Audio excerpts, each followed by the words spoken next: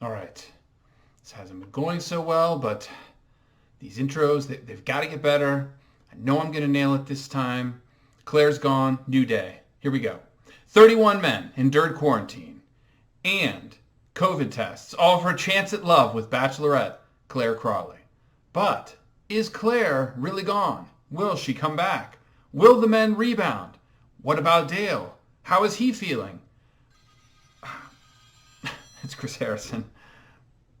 Hey, C-Money. Yeah, man. Yeah, I just watched it. Awesome job. You know what? It was good that Claire was a focus. Absolutely. America loves her. They want to know what's going on with her. Yeah, and Dale too. Yeah, what's going on with him? Absolutely. No, it was good that you had him on. And, you didn't pressure him too much to get married, engaged, whatever. Yeah, man, awesome job. Yeah, good job again. Yeah, I got to get back to the recap, but what about, say, Saturday? You, me, Neil Lane, Waboom, Twister, breakdancing. Sound good? All right. I'll see you then, C-Money. Thanks, man. All right, so I didn't have the heart to tell Chris, but yeah, it was another kind of strange episode of The Bachelorette, at least as far as Chris was concerned and his involvement. But let's talk about it. So the men are kind of hurting, right? Claire was pretty manipulative, pretty strange, and they're like, what's going to happen with Tayshia? So Tayshia comes in, and right away, right, everybody kind of notices. This is why it's good to kind of date multiple people at the same time in the beginning. Comparing Claire and Tayshia, boom, it's like night and day. I mean, all the guys notice she's not manipulative, she's not crazy, and they love it. So that's exciting. But then Chris announces that everything's going to change. Tayshia's like, what's going to happen? So guess what? There's a new limo that shows up, and guess who's inside? Spencer, the pretty boy, Montel. Insert the "this is how we do it" joke right here. Peter, kind of another typical Bachelor guy. And then Noah, whoa, he has a mustache, so that's something extremely different. Then there's actually another almost Bachelor, and that's Zach's high top tennis shoes. Okay, well, it's not a full-on Bachelor, but it is almost like a mini character on the show. So anyway, everybody hates Spencer. Nobody likes him, but boom, he gets the first impression rose, so everybody's pretty upset about that. And then bing, bing, bing, Chris bangs on his champagne glass. Time for the rose ceremony. Time for some eliminations. Only, whoa, Tayshia saves the day and announces that nobody's going to be eliminated. Rose ceremony is canceled. And that's the Tayshia cocktail party. Just when you thought it was safe to just kind of kick back and enjoy the Tayshia season, Chris Harrison arrives with a very special message. And he's deadly serious, and he wants to tell you that we could enjoy Tayshia season, but instead we've got more to talk about with Claire and Dale. So he brings Claire out to interview her alone and asks her questions like, hey, have all your dreams come true? And she's like, absolutely yes. So then they bring out Dale, and he kind of looks like a sort of zombie hostage. He kind of just is staring off into space. But then Chris has that super big important question we've all seen in the previews.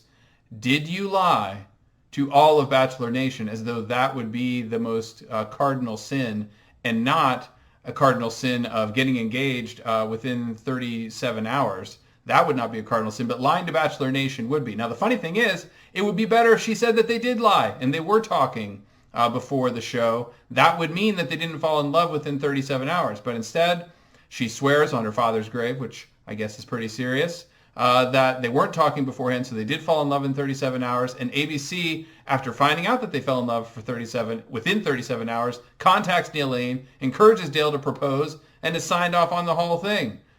And Claire says she was very true to the process. And Chris is like, I'm not so sure. But that's essentially it. That's the hot seat interview for Claire and Dale. And hopefully they're gone forever, but probably there will be more updates with Claire and Dale. And it's time for our first group date in the Tayshia season. And it's going to be a sports date by a pool at the La Quinta Resort. Big surprise. And so they've got Tayshia popping out of the water, kind of like Halle Berry in some James Bond movie that was probably came out in the last century. And then Chris announces, like, hey, we got a little surprise for you guys. We're going to play water basketball. And everybody's like, okay, that's kind of cool. I played it in, middle school. And then he's like, but hey, it's not just any water basketball. Go to the locker room. And they're like, oh, what's here? And they found some green and blue Speedos. So they have to wear Speedos. So it's Speedo Basketball. See? Pretty interesting. And then they have some gratuitous shots of like ass and crotch underwater. Would this fly if this was an episode of The Bachelor and it was women underwater? I don't know. At any rate, that's what they do. Spencer injures his lip. So he hurts his lip, gets a little sympathy from Tayshia. Again, everybody hates Spencer, but the blue team wins. Ultimately, they're victorious. Green team loses. They win a little party with Tayshia. And then it's time for Detective Tayshia. Tayshia's got some hard-hitting questions for the men. And that question is over and over and over, why are you still single? Why are you still single? Why are you still single? Why are you still single? So she asks that of everybody, calls out some highlights like Zach and his high tops, but ultimately awards the group date rose to none other than Easy. So it's the first big win for Easy in this season. And that's pretty much it for Speedo Basketball. Group Tayshia season is smelling so much better than the Clare season. So we had our first group date. Now we're going to have our first one-on-one date. But there's an important mini segment where Jason is still having feelings for Clare. He knocks on Tayshia's villa door to explain to her that, yeah, he had feelings for Clare. He still got him. Now this is where Tayshia shows how much better she is than Clare. She kind of encourages him politely to be like, are you sure you really still like Clare? I think you'll get over it pretty fast. He's like, yeah, I'm sure. But she is sympathetic and empathetic. Unlike Clare, she's not jealous of his feelings for somebody else that he discloses, which Clare undoubtedly would be. And she is a little sad to see him go, but she respects his decision to leave. So Tayshia is just so head and shoulders above Clare here, and that's the important part. She begins her one-on-one date with Brendan, and it's a horseback riding date around, guess what, the La Quinta Resort. And there's this kind of lame comedy sequence where Chris keeps offering them like ice cream treats so they can't kiss because they would supposedly be embarrassed to kiss in front of Chris Harrison.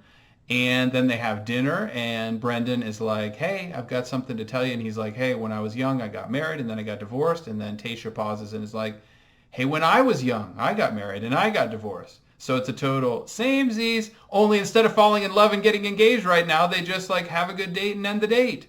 And then they walk off the dinner property and Tayshia's like, hey, I got a surprise. And then they kiss and fireworks are set off in a somewhat manipulative fashion by the producers. But that's it. So it's a great date. And overall, it's a much better episode of The Bachelorette despite the appearance by Clare and Dale. Hopefully they won't come back. And that's it for this episode. So I hope you enjoyed it. Like, comment, subscribe, and we'll see you next week. I'll be your Mr. Right Girl.